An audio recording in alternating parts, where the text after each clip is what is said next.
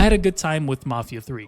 Now, that doesn't cancel out all the negative reviews that came out flooding out the gates back in 2016 when the game first released, and that also doesn't negate all the different opinions that gamers have formed about this game already. Me, speaking from my perspective, I am playing the game for the first time, and honestly, I don't know, I didn't find it too bad. Let's get a bit of context on the series itself. So, the Mafia series is one of the longest running game franchises out there, and it's also probably one of the most inconsistent ones. The 3 entries vary quite a bit in terms of quality, with the first entry from all the way back in the year 2002 when I was only 10 years old. That game scored an 88 on Metacritic for its PC release, but only in the mid-60s for its console releases, which came out I think 2 years after its PC one. But either way, it scored so much more worse because it came out with a ton of tech issues. Yes, that means even over 20 years ago, console ports were still getting the short end of the stick.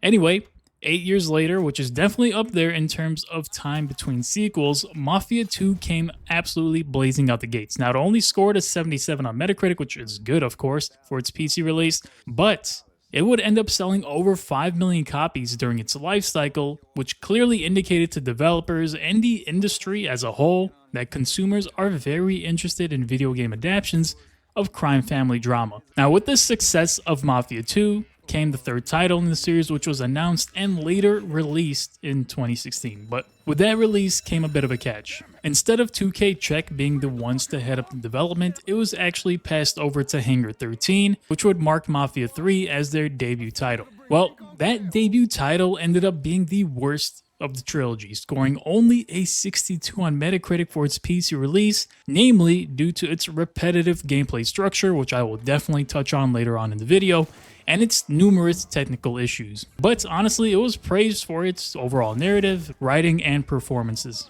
Now, despite being the worst rated, it was surprising to me because it sold the best out of the bunch, selling over 7 million copies to date. So personally, I never played Mafia 3, so I never experienced its release fiasco and can't really comment on my experience with the game when it first dropped, though I'm sure some of you watching this video have a lot to say about it, and the comment section is always there for you to open up to. However, it has been quite some time since the initial release, and in this video I wanted to revisit the latest entry and give Mafia 3 a look for myself. So this video is going to be everything I have to say about Mafia 3. Alright, so I said I liked the game, but what exactly did I even like about it? Well, let's get into it. First and foremost, the open world genuinely surprised me. I think the world of Mafia 3 is actually one of the best aspects of the entire game, believe it or not. See, it's set in the late 1960s in a fictional rendition of New Orleans called New Bordeaux, and the way the city is laid out does a really good job of grounding you in that particular time and place. There's a real sense of authenticity to the world.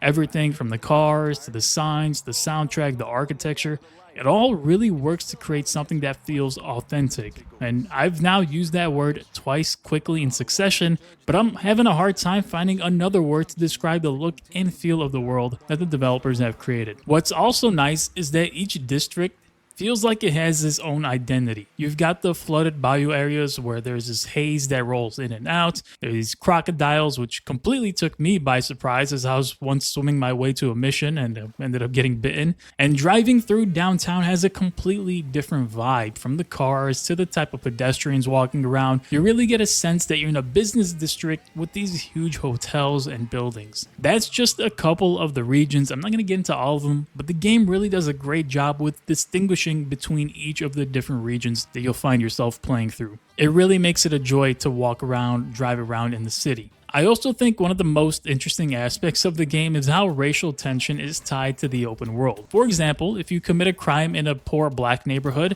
then the police will be slow to respond and you'll have much more time to escape from the crime scene. However, if you commit a crime in a rich white neighborhood, then the police will respond far quicker, making it so that you probably don't even have a chance to escape before the police respond to your presence. Similarly, there are many establishments you can just freely walk into. However, some of these places will consider you loitering or even trespassing due to the fact that Lincoln Clay, the main character, is black. But still, it really plays into the whole late 1960s racial tension that existed in that region. The overall sandbox that New Bordeaux lets you run around in is honestly very solid. Of course, you can run around and steal cars both from other drivers and those that are parked on the street, and doing so in front of witnesses will have them running to the nearest payphone to call the cops. You can also walk into many buildings which can either have some collectible, some health shot, or maybe some armor. There are many dynamic systems at play in this game which definitely help keep things interesting. For example, at a certain point of the game, an enemy mobster might begin sending hit squads after you, making what might seem like a normal drive or walk around the city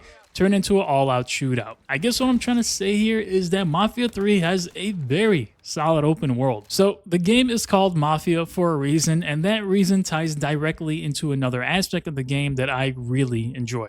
See, a lot of what you do in this game is centered around taking over existing rackets, such as moving drugs or alcohol, and building your empire region by region, so to speak. This became one of my favorite aspects because it's actually fairly deep. Like, of course, it's not a full-blown management sim or anything of that sort, but it is a good feeling seeing your bank account slowly build up from $0 to hundreds of thousands by taking over various illicit businesses. Assigning each of your underbosses to a number of rackets slowly unlocks these passive or active buffs that can augment gameplay in small ways or in big ways. For example, one of my favorite unlocks was a hit squad that can pull up on any enemy outpost that you're at and help you take everyone down. It's a nice sense of progression that gets more and more impactful as you work your way to take over more rackets in the city. And also, there's a bit of strategic layer to it all, because deciding which of your underbosses gets what can lead them to being more loyal to you and giving more kickback, which in turn earns you more money. But if you keep favoring one over the others, you risk triggering betrayals, which is just hilarious to me. You may end up having to kill one of your own underbosses, and the fact that it's even possible is such a nice touch. I actually ended up having this happen to me during my playthrough. I kept giving all the good rackets to Vito because, of course, he was the main character in Mafia 2, and he's been in the Mafia. He obviously has the experience, so I'm like, you know, he's probably the best choice in running these rackets. But then Burke, who is another character of the game, started getting really aggressive with me, and suddenly I was in this position where I have to decide whether to smooth things over with him or just deal with the consequences. That system in general adds this undercurrent of tension to every decision you make, and it honestly really fits well with this whole organized crime theme. These people are just your associates, they're not your friends, they're not your family, and they can obviously betray you if you continue to treat them wrong. There are real consequences tied to your choices, and a lot of what happens within your criminal empire leads to a number of different potential endings. Also, I do like that the money you earn isn't just cosmetic either. Obviously, you can use it to upgrade your weapons, your vehicles, and also link into himself. Of course, the upgrades do get more and more expensive, so having a number of rackets that are giving you a lot of money towards the end of the game is very, very useful. Honestly, the whole system was pretty intriguing, but I gotta say that the process of getting these rackets and growing the empire can get tedious, and that's something I'll get into in a bit. Now, before I get into the mediocre and the bad, let me just end this portion by saying that I found the story, the narrative, the writing, and the way the story is told through this documentary style to all be very well done. The different characters you meet along the way each have their own motivations. The story was very engaging and something I look forward to seeing more and more of. The revenge arc is one we see often, but the way Mafia 3 sets up the next target you're going after and why they're an integral part of the overall operation is well done. I'm not going to spoil anything about it here, but the way Lincoln's story plays out was really interesting, and there's also room for replayability as there are 3 possible endings to get based on decisions you made during your playthrough. Alright, so I've mentioned what's good and what I liked about the game. Now let's get into what's okay and then what's bad, because there's some bad things about this game that unfortunately there's no update that could ever fix those things. So let's get into it. Okay, so what's just okay about Mafia 3? Well, in my opinion, I think the gameplay in general is okay. I think some aspects of it do stand out more than others. For example, I found the driving itself to actually be pretty fun. Cars control really well, although some of the sports cars can fishtail out of control pretty quickly. The chases are also really intense. I think the cops and rival mobsters do a great job at making the chases really engaging, from trying to push you off the road to cutting you off from side streets and even shooting out your tires, which is the most annoying of the bunch. Some of my favorite missions ended up being ones where I just had to get away. right. I think I also might have set the record for the longest chase in one mission because I just couldn't lose the cops no matter what I did. Now, speaking of cops, the ones in the open world are always on the lookout for drivers who are either breaking the speed limit, running red lights, or hitting other cars. There were a few times I was breaking the law and I ended up in a chase, but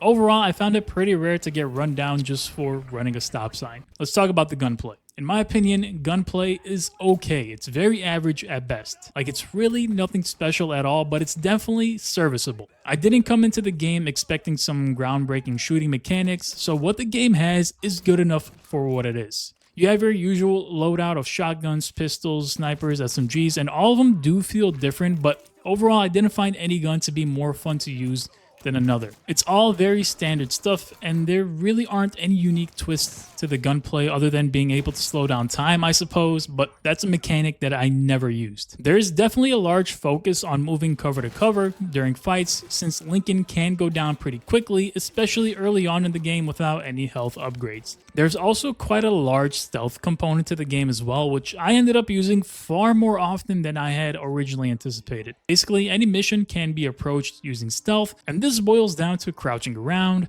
moving cover to cover, and silently taking enemies out. This can end up making some missions really easy to breeze through.